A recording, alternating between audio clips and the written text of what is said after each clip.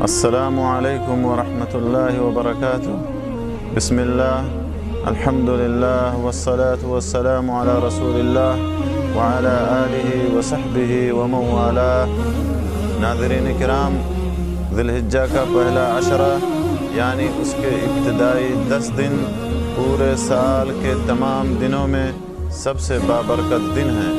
ان دنوں کا مقام اور مرتبہ بہت بلند ہے، بلکہ یہ پورا عشرہ ہمارے لیے نیکیوں کا موسم بہار ہے۔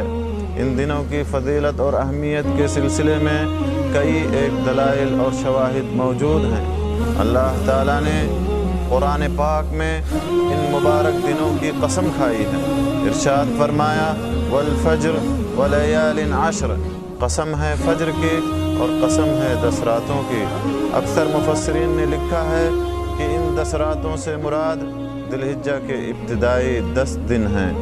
اسی طرح سے ان دنوں میں اللہ تعالیٰ نے اپنے ذکر کا خصوصی حکم دیا ہے، جیسا کہ ارشاد فرمایا، وَيَذْكُرُ اسْمَ اللَّهِ فِي أَيَّامٍ مَّعْلُومَاتٍ، کہ ان مقررہ دنوں میں انہیں اللہ کے نام کا ذکر کرنا چاہیے۔ مفسرین نے لکھا ہے کہ ان معلوم دنوں سے مراد ذی الحجہ کے ابتدائی 10 دن ہیں۔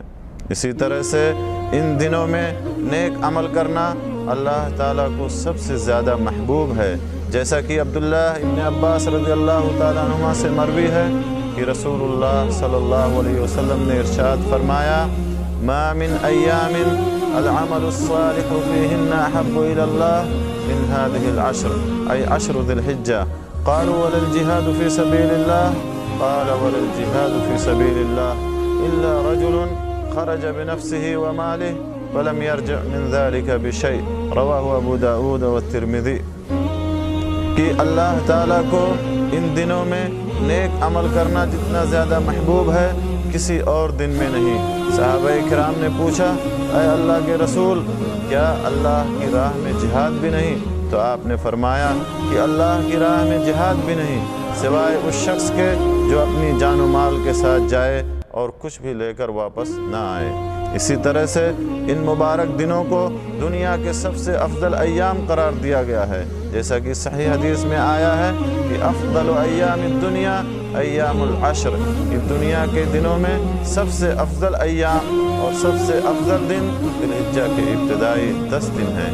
انہی دنوں میں یوم عرفہ اور یوم النحر جیسے عظیم ایام ہیں، اور انہی دنوں میں دین اسلام کی بنیادی اور عظیم عبادتیں جمع ہوتی ہیں، جیسے کہ نماز، روزہ، زکوٰۃ، صدقہ و خیرات، حج و قربانی، ذکر و دعا وغیرہ وغیرہ۔ لہذا ہمیں چاہیے کہ ہم ان دنوں کو غنیمت سمجھیں اور اس میں کثرت سے نیک اعمال کریں۔ اللہ تعالیٰ سے دعا ہے کہ اللہ تعالیٰ ہمیں ان دنوں کی برکت حاصل کرنے کی توفیق عطا فرمائے، آمین۔ تقبل یا رب العالمین، وآخر دعوانا ان الحمد للہ رب العالمین، وصلی اللہ علی نبینا محمد وعلی